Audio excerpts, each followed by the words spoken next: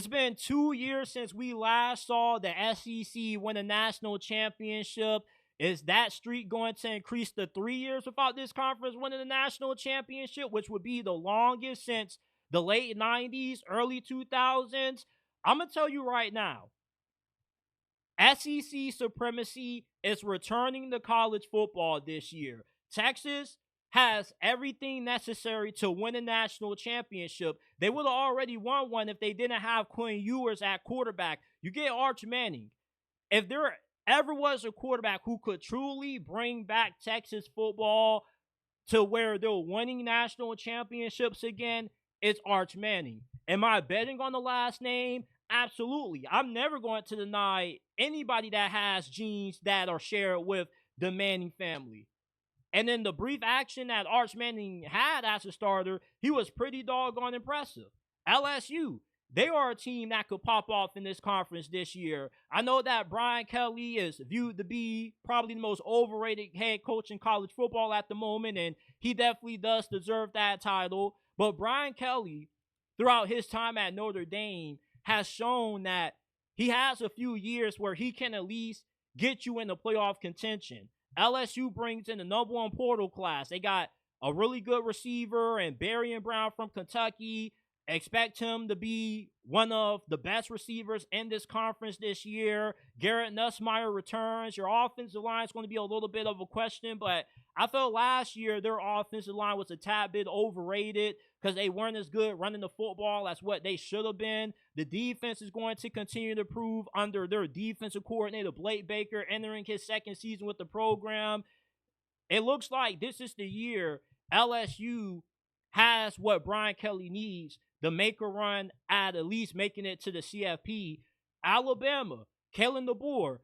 The SEC taught Kalen DeBoer that you can't just show up for the big games, which he was 5-1 last year against ranked teams. You have to show up every single week. The problem with Alabama last year was them losing the teams that they had no business losing to. Look, I love Clark Lee more than most, and Vanderbilt very well could be building something special there with Diego Pavio coming back for another year, but there's no reason why a school like Alabama should be losing to the Vanderbilt Commodores. Alabama shouldn't have lost on the road to Norman, but I give Kalen DeBoer a little bit of slack because he did beat LSU, he did beat Auburn, he did beat Georgia. He continues the tradition of owning Kirby Smart. And Jalen Milroe was a huge reason why last season was such a disappointment, year one for Kalen DeBoer in Tuscaloosa. Now you're going to have a fresh face at quarterback, whether that's Keelan Russell or Ty Simpson. Either one of those guys are going to be better than what Jalen Milroe was. Texas A&M, they got a lot coming back this year. Mike Elko in year two. Marcel Reed looked really good last season. Georgia, I mean, come on now. It's Georgia. Even with all of the craziness that they have going on off the field, I felt 2024 was Kirby Smart's best coaching job. That was the most vulnerable that we've ever seen Georgia under Kirby Smart since his first season coaching up that program. They had a rash of injuries. They had to overcome a few losses, but even when it looked like their season was about to spiral, you go on the road and you own Texas, and then you own them again in the SEC championship. That was probably the most improbable playoff run that Georgia had during the Kirby Smart era there in Athens. And when they lost to Notre Dame, I was shocked. I picked Georgia to win that game. I lost a lot of money taking Georgia to win it. This year, though, I feel Georgia's going to have a tad bit more depth. They do recruit at a top 5, top 3 level pretty much every single year. It doesn't look like they're losing as many guys from the portal as what they have in previous years. And they've also improved the wide receiver position. You go out, you get a Zachariah Branch who's going to be what they definitely needed at receiver. It didn't really have a lot of playmakers in that area. You had a lot of guys who could move the chains, but you didn't have a lot of explosive plays in the passing game because you didn't really have a lot of wideouts that really could stretch the field that effectively, like how Zachariah Branch is going to be able to do. Ole Miss, this program has had their best run in program history under Lane Kiffin. multiple back-to-back winning seasons, double-digit winning seasons, bowl game wins. This program is hitting on all cylinders under Lane Kiffin, and I don't see any reason why they can't continue to win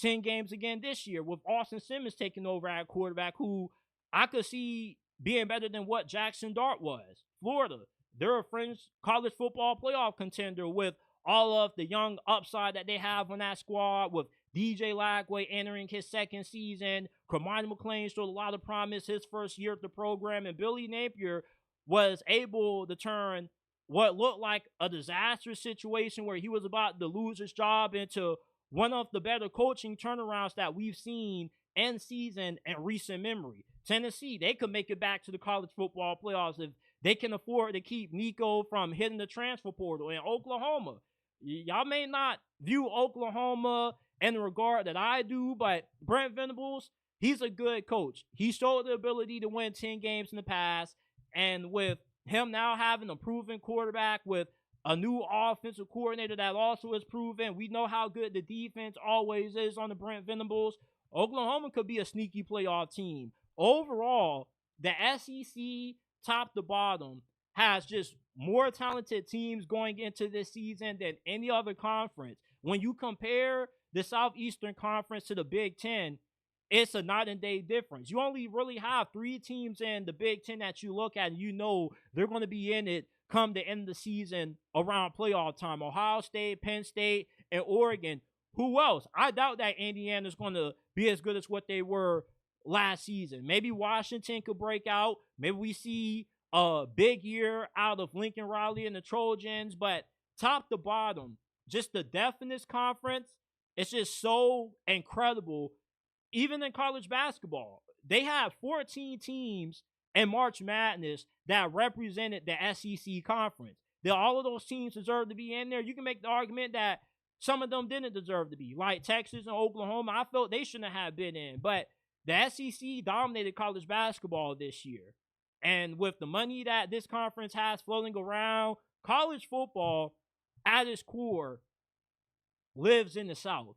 There are no more passionate fan bases that you will find in all of America than what you find in the South. Football just means a lot more down here. From Tennessee fans traveling all those hours to Columbus, Ohio, taking over that stadium, even though they lost in embarrassing fashion, that tells you everything you need to know about the passion that the fans and the alumni, the boosters have when it comes to their football. They're willing to spend as much money as it takes to make sure that their programs are competing at the highest of levels. And last year was just a down season from the SEC, I feel, due partially in part to this conference just cannibalizing itself. You didn't really have an elite team in the SEC last year. This year, though, expect to see at least 3-4 elite teams that won't end up losing to some of the bottom feeders in this conference. You won't see